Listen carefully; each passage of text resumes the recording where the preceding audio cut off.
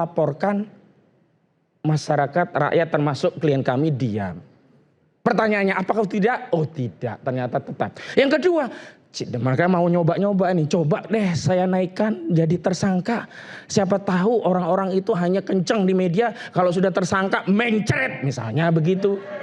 Tersangka ternyata tidak begitu loh.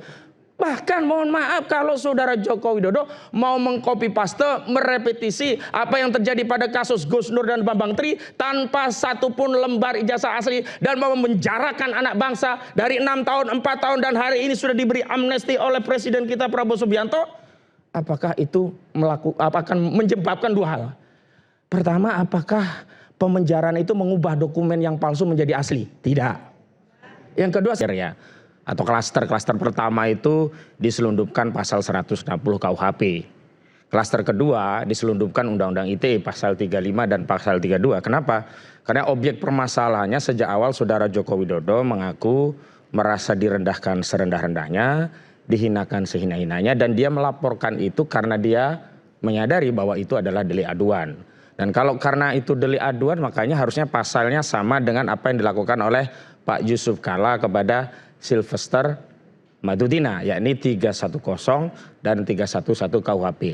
Karena hari ini dimensinya adalah ITE begitu, maka boleh juga menggunakan pasal yang berkaitan dengan ITE, tapi jenis delik pasalnya tetap pencemaran atau menyerang kehormatan, yakni 27A.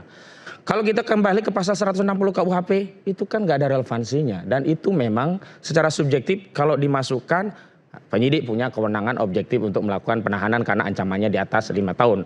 Termasuk juga 32, 35 yang tadi sudah kita dengar. Tapi saya ingin bicara dua hal dalam forum ini, yakni pertama kita bicara tentang proses prosedur, yang kedua substansi dari persoalan anak bangsa yang hingga saat ini tak kunjung mendapatkan penyelesaian. Alih-alih kita mendapatkan keyakinan bahwa ijazah seorang presiden yang 2 periode itu asli, tapi dengan proses ini justru masyarakat makin meyakini ada problem, ada masalah. Karena bagi orang yang punya ijazah asli sebenarnya mekanisme untuk meyakinkan masyarakat untuk tahu bahkan meyakini ijazahnya asli itu adalah dengan menunjukkannya, bukan dengan kemudian melaporkan, mengancam dan seterusnya. Terbukti kasus ini pernah bergulir. Mohon maaf, bukan hanya status tersangka. Tersangka mah cemen. Sudah terpidana siapa? Bambang Tri dan Gus Nur. Pertanyaannya, apakah dengan dipidananya Bambang Tri Mulyono dan Gus Nur kemudian orang menjadi berubah meyakini ijazah seorang saudara Joko Widodo itu asli? Kan tidak. Nah, prosedur yang hendak saya kritisi itu adalah demikian. Dan saya ingin menggunakan kerangka demikian. Kita sebagai rakyat mengontrol kekuasaan itu mekanismenya hanya 2. Kalau keliru kita luruskan, kalau udah benar cukup. Tidak perlu udah benar kita puji-puji. Itulah kaitannya kenapa ada amar ma'ruf nahi mungkar. Kalau keliru diluruskan, kalau udah benar bukan kemudian dipuji-puji, jilat-jilat sampai mendapatkan madu dari jilatan dan puji-pujian itu, keliru. Nah, saya mau mengkritisi kinerja Polda Metro Jaya.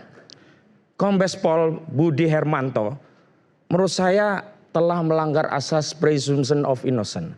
Kenapa sih dalam proses penyidikan itu penyidik berhati-hati diantaranya tidak menyebutkan nama orang secara lengkap, hanya inisial. Kenapa? Karena penyidik pun punya keyakinan bisa saja penyidik keliru sehingga orang sudah disebutkan namanya, marwah dan wibawanya tercemar, dianggap melakukan kejahatan, tiba-tiba putusannya bebas. Kenapa? Karena dalam putusan pengadilan itu tidak semua putusan itu dipidana loh. Ada onslah, ada frisprah, ada putusan bebas, ada putusan lepas. Lalu bagaimana pertanggungjawaban orang yang kemudian sejak awal di penyidikan sudah dikatakan namanya secara lengkap, oh ini sudah tercemar. Makanya saya lebih menghormati Kapoldanya. Karena saat pengumuman itu ya disebut hanya inisial-inisial. Tapi manakala pengumuman yang berikutnya update dari Kabid Polda, ya Divisi Humas Polda Metro Jaya, tentang pemanggilan klien kami, dengan 3 mekanisme, baik secara langsung dengan mendatangi rumah di alamat yang ada pada KTP, atau yang kedua mengirimkan lewat pos, atau yang ketiga melalui WA, itu secara tegas disebutkan nama lengkap gitu. Pertanyaannya apa sih motif penyidik menyebutkan nama secara lengkap? Bukankah sebelumnya cukup diberi inisial? Dan kalaupun itu cuma inisial, seluruh rakyat juga tahu. Siapa sih yang dimaksud RS? Orang juga tahu. Siapa yang dimaksud RHS? Orang juga tahu. Siapa sih yang dimaksud dengan misalkan ES dan sebutnya? Tapi kenapa dalam update Polda Metro Jaya disebutkan secara lengkap? Ini kan melanggar asas praduga tak bersalah. Belum lagi praktik di kepolisian atau di yang lainnya. Orang baru tersangka diberi rompi kuning, dipamerkan, dipublikasi, terlihatlah wajahnya. Apakah ada KUHP yang mengatur seperti itu? Apakah seseorang yang baru diduga melakukan tindak pidana boleh divonis melalui media, dikabarkan kepada seluruh rakyat dengan wajahnya yang dipamerkan oleh aparat penegak hukum dalam konferensi pers? Menyedihkan sekali negeri kita, bangsa kita. Lalu prosedur berikutnya kan begini ya, kita kan harus menghormati asas equality before the law. Itu kalau kita meyakini, mengakui dan mempraktikkan bahwa negara kita adalah negara hukum atau Rechtsstaat. Kecuali memang hari ini kita mau mendeklarasikan negara kita adalah negara kekuasaan atau Mahstat. Apa itu? Kan sudah ada rilis dari Kabag Penum Mabes Polri yang sebelumnya Kabid Humas Polda Metro Jaya, Ade Arisam, yang menyatakan update sebelumnya adalah ada 12 terlapor, 1 terlapor belum diperiksa, inisial ES, disebutkan pula alasannya karena sakit secara lengkap, bahkan selanjutnya akan diperiksa pada agenda selanjutnya. Alih-alih melakukan tindak lanjut terhadap pernyataan yang sudah dilakukan oleh Mabes Polri loh. Polda Metro Jaya melalui Kapolda justru mengumumkan tersangka. Mohon maaf kalau kita ya meyakini asas in dubio pro reo itu tidak hanya di pengadilan oleh hakim tapi di tingkat penyidikan. Kalau ragu-ragu lepaskan. Maknanya apa? Harus hati-hati menangani perkara, harus prudent. Jangan kemudian biarkan saja bahwa dimaki. Hari ini ya akun Mabes Polri itu banyak ya dikritik oleh netizen karena sikapnya yang prematur mengumumkan tersangka tanpa mengikuti prosedurnya. Kemudian orang bisa menyatakan membela Mabes Polri dengan menyatakan oh itu kan sesuai prosedur, itu kan kewenangan subjektif, apa yang mau dilakukan penyidik itu kan sudah menjadi kewenangan penyidik. Iya, menyidik dan menetapkan seseorang menjadi tersangka memang kewenangan penyidik. Yang kita persoalkan adalah meskipun seseorang pejabat memiliki kewenangan tapi tidak boleh menyalahgunakan kewenangan. Abuse of power, baik penyalahgunaan itu melanggar norma-norma yang eksplisit diatur dalam KUHP atau undang-undang yang lain, ataupun kepatuhan yang ada di tengah masyarakat, di mana masyarakat tidak melihat repositivitas atau kesetimbangan antara satu kasus dengan kasus yang lainnya. Saya mau tegaskan soal saya sama sekali tidak khawatir dengan Roy Suryo, tidak akan ditahan. Kenapa? Anda yakin itu? Ya iya, contohnya sederhana. Benar. Anda yakin tidak akan ditahan? Yakin, iya. Kenapa? Alasannya sederhana. Ayo tepuk tangan dulu silakan. Oke. Ini menarik. Ya. Ada 2 kasus yang dibandingkan oleh Mas Suryo. Dr. Tifa dan ya, Dr. ada yang tidak akan ditahan. Ya, yang dibandingkan itu ya. Oke. Bahwa yang dibandingkan adalah kasusnya Sylvester Matutina. Oke. Memang mungkin orang bisa mengatakan, oh itu kan beda. Itu kan putusannya yang inkrah. Itu kan kewenangan jaksa, tidak ada kaitannya dengan kepolisian. Tapi ingat, Sylvester itu sebelum menjadi terpidana, dia terdakwa. Sebelum menjadi terdakwa, dia tersangka. Dan saat ditangani, yang menangani tersangkanya bukan jaksa, bukan hakim, tapi polisi. Lalu Sylvester saja yang 310 KUHP, 311 KUHP tidak ditahan. Lalu apa alasannya Polda mau menahan klien kami?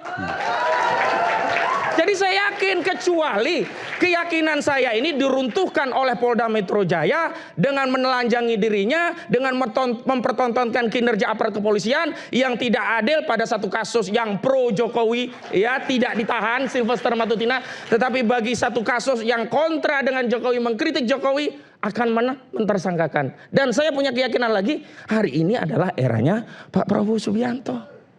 Saya yakin presiden kita tak mau warisan legasi Jokowi diwariskan kepada dirinya. Bahkan saat beliau berkuasa tercoreng arang dengan kasus kriminalisasi yang itu sebenarnya menjadi karakteristik era saudara Joko Widodo. Betapa banyak aktivis, akademisi, ulama yang saya ikut membelanya dikriminalisasi di era Jokowi. Kalau tadi pertanyaannya, oh itu kan wajar. Misalkan ada yang mengaku-ngaku polisi watch, harusnya kan mengontrol polisi, bukan puji-puji polisi. Ya itu kan ada dasar laporannya, itu bukan kriminalisasi. Justru yang disebut kriminalisasi menggunakan alat-alat kekuasaan, alat penegak hukum, ada laporan. Kalau langsung hantam, itu premanisme. Nah, saya mau tegaskan lagi. Secara substansi saya masuk ke tahap yang kedua. Kan ini kan harapannya saudara Joko Widodo ketika melaporkan masyarakat, rakyat termasuk klien kami diam. Pertanyaannya apakah tidak? Oh tidak, ternyata tetap. Yang kedua, Mereka mau nyoba-nyoba nih, coba deh saya naikkan jadi tersangka. Siapa tahu orang-orang itu hanya kenceng di media, kalau sudah tersangka mencret misalnya begitu. Tersangka ternyata tidak begitu loh. Bahkan mohon maaf kalau saudara Joko Widodo mau mengcopy paste, merepetisi apa yang terjadi pada kasus Gus Nur dan Bambang Tri tanpa satupun lembar ijazah asli dan mau memenjarakan anak bangsa dari 6 tahun, 4 tahun dan hari ini sudah diberi amnesti oleh Presiden kita Prabowo Subianto. Apakah itu akan menyebabkan dua hal? Pertama, apakah pemenjaraan itu mengubah dokumen yang palsu menjadi asli? Tidak. Yang kedua, setidak-tidaknya apakah akan bisa mengubah persepsi orang yang tadinya meyakini palsu menjadi asli? Apalagi justru orang makin yakin, oh ini bermasalah. Kekuasaan menggunakan alat hukum untuk memaksa logika nalar sehat, tunduk pada hukum, dan tunduk pada hukumnya juga bukan norma, tapi apa? Rasa khawatir, rasa cemas, rasa takut, seolah-olah siapapun yang berani mengkritisi ijazah saudara Jokowi, penjara menunggu. Ini kan tidak baik. Dan secara substansi juga saya ingin katakan begini. Ada yang ngaku ulama. Dia tidak pernah bicara tentang perampasan tanah rakyat di PIK 2 oleh oligarki Antoni Salim dan Aguan. Dia tidak pernah melihat derita rakyat. Dia tidak pernah bersuara ketika ada kedaulatan laut kita dengan 263 SHGB yang sampai hari ini tidak ada satupun perusahaan yang dihukum. Hanya Arsin Kades Kohot yang dijadikan tumbal. Tapi tiba-tiba di urusan ijazah dia mengatakan, oh itu sudah benar. Sesuai prosedur hukum.